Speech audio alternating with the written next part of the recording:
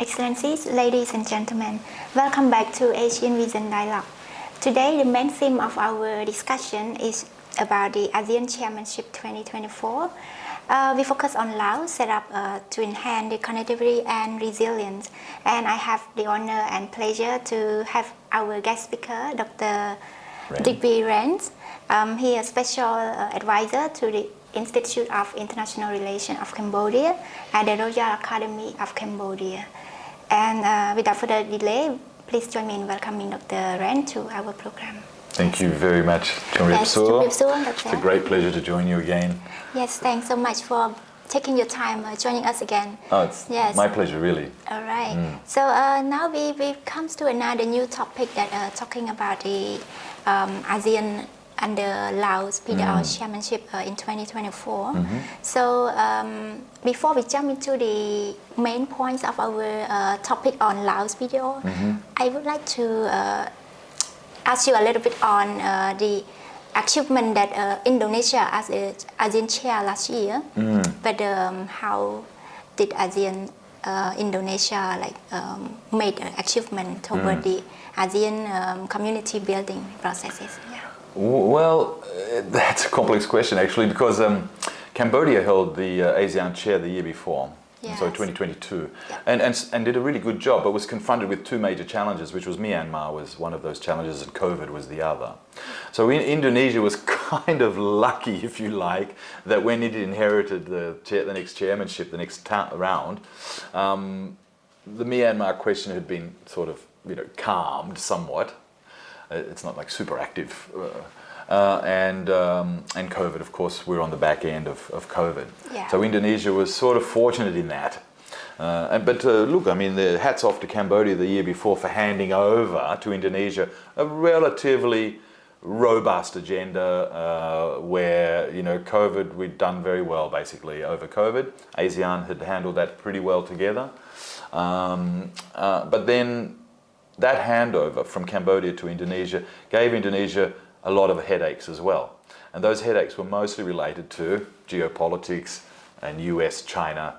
Well, it's framed as US-China rivalry, but it's really more US discontent with China's growing influence than it is really about rivalry.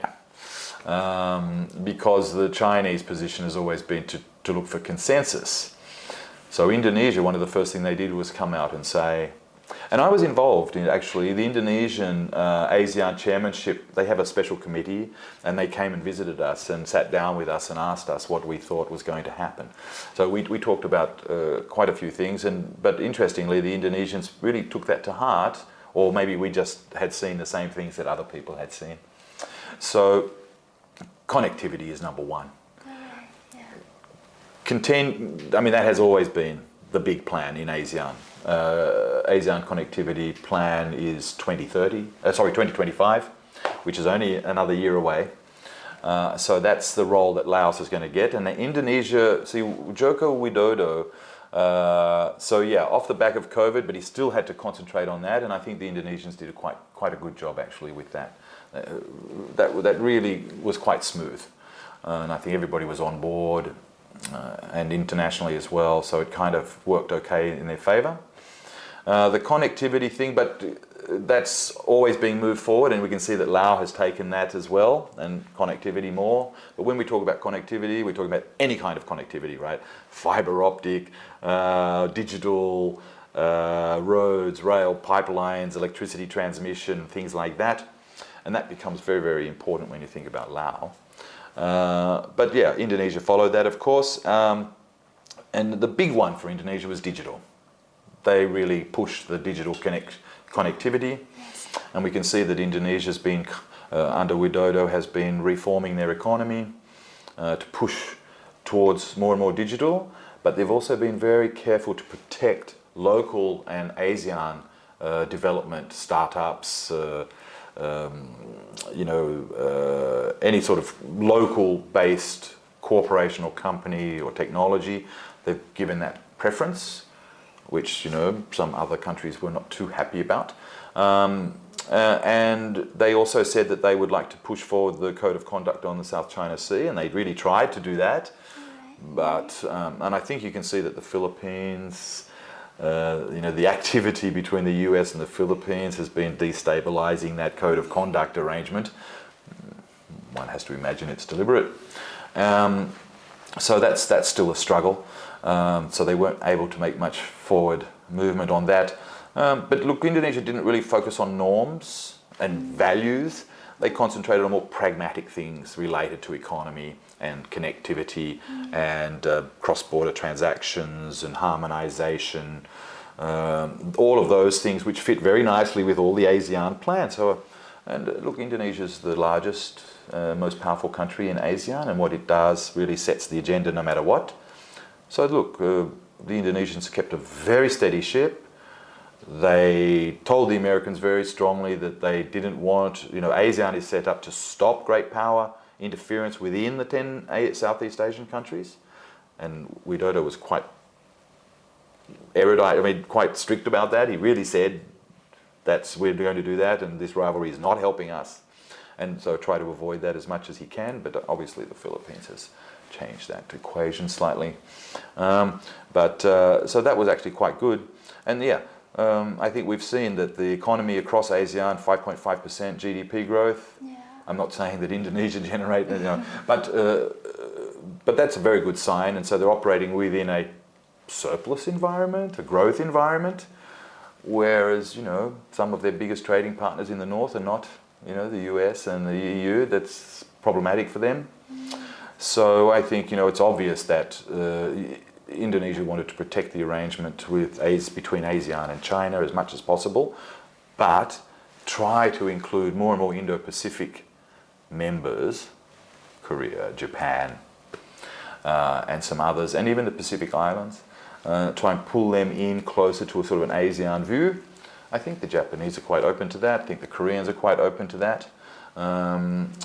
But we can see with the activities that were going on with Myanmar and the Philippines, Indonesia had a hard time for that.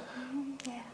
But the Bandung Railway, for example, high-speed rail between Jakarta and successfully at the G20, right? And the G20 was also held in Indonesia, but that was not so successful, I think, and it's become fairly clear now that there are very differing interests inside the G20, and the G7 no longer really controls the G20. And they're trying to politicize the G20 to push it towards more political and away from economic. And it was set up for economy, right, after 2008. So that's probably a mistake. I think the G20 not going to, that's lost a lot of influence, let's say. I think that's influence-wise, it's less and less. And the BRICS is much, much more. And I think Indonesia is probably going there as well. And that was sort of an outcome of their arrangements with ASEAN as well. They were looking at BRICS. And so you can see that there's a real affinity in there actually for these kind of blocks like ASEAN, African Union, Gulf Cooperation Council, and everything, to operate, to work together and move a little bit away from these sort of G7, G20, G8, and operate more in these new arrangements with BRICS, ASEAN, China, +1, +2, +3, all that stuff. So Indonesia handled it quite well, I think, and they've given Laos, which is a very small country in real terms, a fairly clean plate. Yes, I see. Yes, to operate on. Yes. All right, thank you. It's a long answer, sorry. Right, that's very insightful. I think when we look back to the Indonesia chairmanship, it's like, there are like kinds of achievement and some challenges that Indonesia has deal with and still need to handle to Laos as well. Yeah, that's right. With the current themes of Laos that they set the theme of enhancing connectivity and resilience. So do you think this theme can deal with the current situation in ASEAN and whether Laos can handle this or not? ASEAN integration and ASEAN centrality go hand in hand. And although lip service is given to ASEAN centrality by Australia and the Americans and the Europeans, at a real political level, they're actually inserting pressure that is destabilizing ASEAN, not stabilizing ASEAN. So I think, you know, the most pessimistic of my colleagues would say that that's deliberate. The Americans are specifically trying to split ASEAN between maritime and mainland, if you like. So the maritime states, Indonesia, Singapore, Brunei, and everybody on the water, so to speak, and then the land base, so Myanmar, Cambodia, Laos. So Vietnam is maritime, right? Yeah. Malaysia is also maritime, but mostly mainland. Thailand's mostly mainland. So like that, and so the Americans seem to be trying to split. That's the real fear inside ASEAN. So of course, integration. And integration is most effectively done by better connectivity. And I think in a previous answer I might have said that, you know, that connectivity is what we're talking about here is all connectivities. So there's substructure, right? And this is very important to Laos because it's landlocked. And for the very first time, it's got a railway link externally from its capital to another country, high-speed rail. So it has more high-speed rail than the United States. It's got one line, right? But I asked a friend yesterday, I found yesterday somebody who'd been on it, so it was just fabulous, wonderful. Worked perfectly, they were at 200 k's an hour and smooth as, and it was beautiful. And so that's part of the connectivity, isn't it? What, the ASEAN plan, 2025, 2030, they're all about connectivity for transport.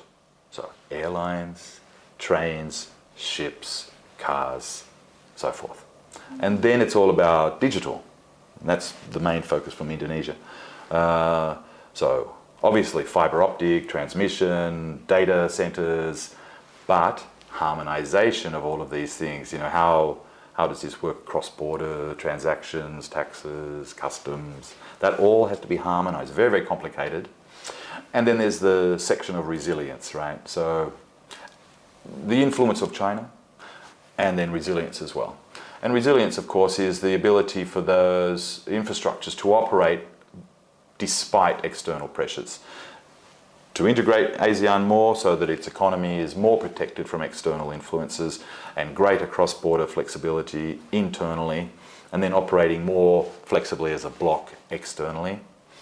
And that will mean that they can offset external influence much, much more. And I think that is still the greatest danger, is external influence. But for Laos is in a particularly interesting point because it's actually a sort of a hub now, especially for hydropower and the transmission lines in Asia. And that's only going to grow. Besides, people are not happy about dams, but most of the dams in Laos they're not Chinese dams, they're Thai or Vietnamese dams. It's a very big misconception that I hear all the time is people say, oh, well, all those Chinese dams, I go, I'm terribly sorry, but they're not actually Chinese, they're Thai or Vietnamese dams, most of them are. Yes, there is one or two Chinese, but the rest are all Thai and Vietnamese. So that's within the ASEAN connectivity of structure, you see.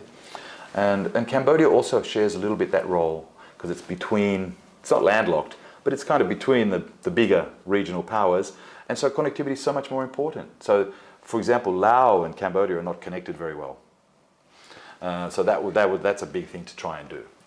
So Laos would have access to the Gulf of Thailand, for example, or access to the coast of Vietnam, for example, up into China and so forth. So that's very, very important, that connectivity. And then the resilience part is, so COVID-19, energy shortages, food security, all of those things and those steps. I think they're already all in process. The thing is, Laos has to just got to keep them moving, and that's okay. But for Laos, I think the number one thing is going to be the improved connectivity, because the Lao economy is not strong. And they have a terrible problem with their currency, the kip.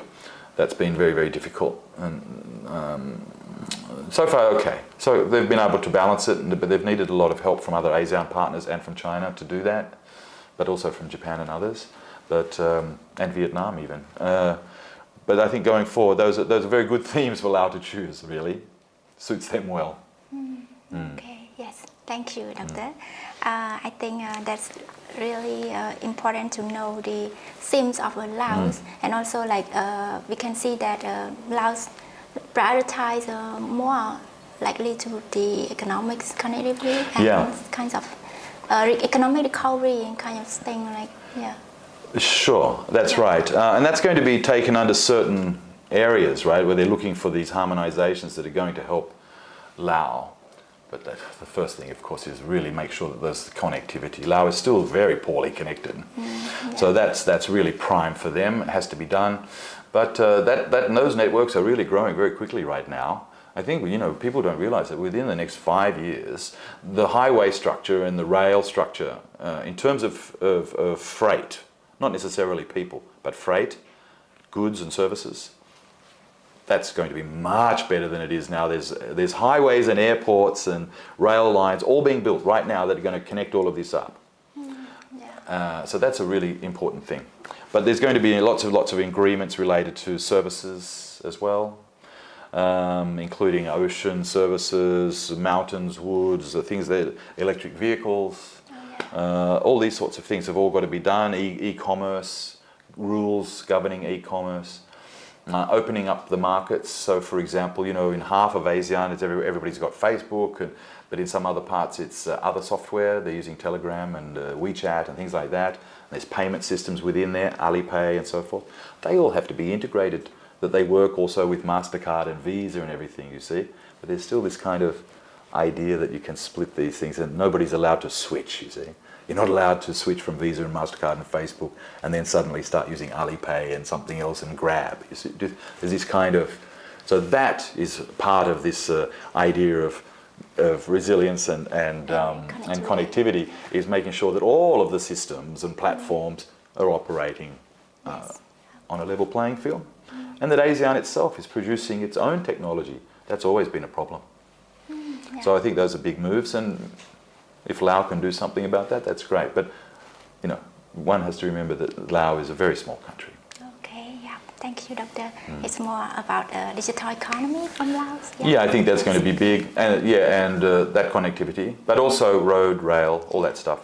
Laos has not been the huge beneficiary other than the Chinese high speed from Kunming, which is working very well for them, of course, because that's transporting goods and services. So extending that is so important for all of ASEAN, but especially for Laos because it's landlocked. All right, yes. So interestingly, if we look back at another perspective of geopolitical and geo-economic challenges, so can you foresee the challenges of Laos during its chairmanship? Well, Laos is already in a kind of a slightly difficult position because basically China and Vietnam are kind of competing for influence all the time in Laos, and obviously China's so large, and they're building railways and they're buying lots of products. But the Vietnamese also want to have some kind of say in there. They get their electricity from Laos, so that they want to make sure it's also really, really stable. But they don't want it to just the Vietnamese fear is that Laos will become possibly working contrary to Vietnam's interests, especially as it sort of aligns closer and closer to the Americans. So that's problematic, and the Chinese don't like that, right? So there you see that kind of rivalry happening. It's pretty small scale in Laos, but it's happening. So that needs to be done very, very carefully. But Laos has all those big fundamental problems of education and health services and things like that. So all of this is designed to give them a platform to show what they've been able to do and what they've already done and what they can do further to integrate into ASEAN. But there are huge problems. I think currency is still a really massive problem, not just for them, but for everybody, for Cambodia too. And getting the currency exchange, local currency payments on cross-border transactions, right? Not switching into dollars or switching into yuan or switching into another currency, or using credit through American banks, for example, where interest rates are going up. So that sort of thing, they've got to try and kind of configure more independence in relation to financial services. That's going to be key. And that will help protect economies like Laos. It's so susceptible to US interest rates and loans that were made through development banks a long time ago, which, they're still paying principal. Still paying the interest and not principal. This is a real problem too. It's kind of a debt trap, if you like, that they're stuck in, and how to get out of that. So, in the Chinese view, We'll help you build infrastructure, you'll make more money, you'll trade more, and you'll be able to pay your debts. In the American view, you should just pay your debts and not get any more debt. And no roads and railways, just pay your debts. Because clearly we can see that the Europeans and the Americans and the Japanese are not building railways in Laos, right? And they're not building schools and hospitals, not on a large scale. So Laos has to really be careful about that and say, well, we need to have a more ASEAN-focused development path, not be so dependent on the Americans or the Europeans. Still do lots of trade, but you see, Laos, what does it export? It has almost zero processing. So that's another thing, getting processing into Laos. Up near there, they have lots and lots of resources. Minerals, gold, food, you name it. They've got it. Yes. Yes. So how to get it processed and then distributed and get that system working, that's a real challenge. Okay. And I think the other one that I was going to talk about, and the challenge was the Indo-Pacific. Yeah. Like outlook on Indo-Pacific and how difficult it is, because everybody's being forced into having to take a position on the American position. And so the ASEAN position is fairly neutral, really. It's not like a full endorsement or anything. And ASEAN can't fully endorse it, it's not possible. ASEAN has to have its own distinct view, and that's what it's tried to put forward, but at the same time trying to keep the Americans and the Chinese and the Japanese happy. It's very difficult. Yeah. Okay, yes. So that it's important to note some challenges during Laos chairmanship. There's a lot of challenges. Yes, a lot of things. Yeah. Well, Myanmar is another challenge. Sure, yes, yeah. And that's very, very poorly understood. Myanmar is very, very poorly understood, both within ASEAN and outside ASEAN. And so Laos has a real interest here because of the Golden Triangle. And so all of the drug, human trafficking, arms trafficking, gold trafficking, all sorts of means by which people try to generate money illegally for whatever purpose, because the purpose is not always just crime. Sometimes it's other things, terrorism, armed struggle, insurrection, sedition, all those sorts of things going on in Myanmar. And I think people don't realise that Myanmar has been perpetually in civil war, basically, for 70 years. So how could you expect their government to not be military? If you're constantly at war, then you're going to become that. So just saying they should have a civil government ignores the reality of Myanmar's situation. And India is very, very involved in there, and that's never publicised. In fact, India is the largest arms supplier to Myanmar, and they're also the largest investor in digital. So it's so interesting. Yeah. But this is never publicised, you see. Everybody just assumes that it's China, but it's not. It's actually India. So India and China actually working together with Myanmar, they want to keep it stable, which gives you the third possibility that there's other external forces providing money, training, weapons to all these insurgents groups, which keeps the government as a military government. This is not just because they're evil men and they just want to hold power. They're in a political context. And that context is understood more in ASEAN. But in the media, of course, it's just brushed over as if it's all the military's fault and they're all evil and ASEAN should squash them and all that stuff. It's a manipulation. Myanmar's situation is very, very specific. It has nothing, it's not really related to ASEAN in a real sense.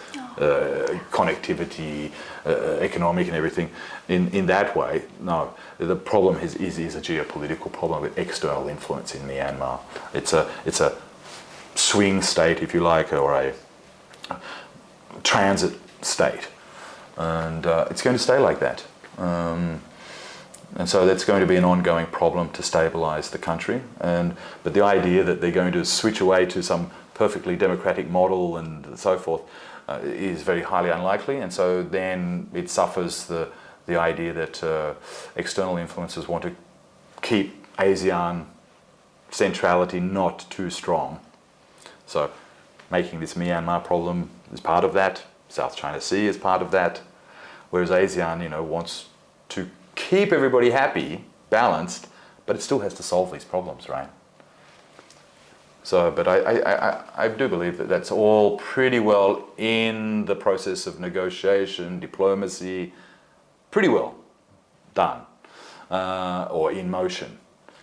And it's only the external powers that are really causing any problem with this. And they're not really helping, shall we say. Sanctions and all that sort of stuff doesn't help. All right. Yes. Thank you, Doctor, for sharing your analysis on that. Thank you. It's very insightful. So I think we would come to the last question for Okay. our topic now. Yeah. Just want to know what are the expectations for ASEAN Summit and related event to be hosted by Laos in 2024, and how will this gathering contribute to the region progress and prosperity? Yes. Yeah, Srinu, just to wrap up a very long answer, I'm sorry I gave you such a long answer. But look, the Laos, the choice of connectivity and resilience, I think, is neutral. In political sense, that's fairly neutral. Yes. And connectivity is the major push for the integration of ASEAN and the strengthening of centrality. That has got to be number one. And especially in the geopolitical balance that we have now. And we will consistently see non-ASEAN press, media, especially Anglo-American media, pointing out all the faults of ASEAN, Myanmar and the South China Sea, and China's dangerous, and et cetera, et cetera, et cetera.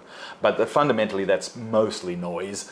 And the reality is that ASEAN has to be responsible and have a strategic autonomy of its own. And the Americans don't like that, but the Chinese do. The Chinese like it because it protects their southern part of all of China. It protects them and it gives them their largest trading partner. So ASEAN solidarity for China is a definite must. It's protective and it's profitable and prosperity and all of that. And it goes towards their kind of keeping other powers out of the area. Not India, because India, I think, historically, they're really important, and I'd like to see more India-China cooperation in Southeast Asia. That would be great, and a little bit less of interference from others, specifically the Americans. So that's sort of wrap up, and the resilience part is obvious, COVID and all that sort of thing. Financial. It's a real problem for Laos, so they've got to get that financial stuff, have some kind of a fund that support. They do already actually, but more active to be able to help ASEAN countries, especially if we're going towards sort of negative conditions in the global economy. That's really, really important. That's all a plus, but there's significant challenges going forward. None of these conflicts that are emerging, Ukraine, Israel, Gaza, in Africa, and so, that's all problematic. ASEAN doesn't have conflict, but I think if ASEAN was to fall into the same position that the Europeans did, vis-a-vis America and American influence, there's a very real risk of conflict in ASEAN. Right. And yeah, so the number one thing for all of the ASEAN countries, and it must be for Indonesia especially, and Laos can sort of help this, is to make sure that Asian centrality is strengthened. Yes. That is an absolute must. And if it's not, then ASEAN's future will not be so prosperous. And right now we can see it's successful, so let's keep going. Right? Yes. But it's always easier said than done, right? But look, I think this Laos chairmanship is a really good opportunity where they're just going to focus on the most of things related to ASEAN centrality and ASEAN prosperity, and that in itself is enough to strengthen the centrality itself. Do you see what I mean? Okay. Yeah. So that's a good thing, and all right. Yes. basically where we're at. Okay. Thank you so much, Dr. Ren, for sharing your insights on this important topic today. So I think we come to the end of our dialogue today. So once again, thanks for participating today and also share your kinds of insight on this. So I look forward to having you again in the next episode. Oh, it would be my pleasure. Yes, thank you very much. Yes. Excellencies, ladies and gentlemen, Asian Vision Dialogue has now come to an end. Thank you for tuning in. Have a great day.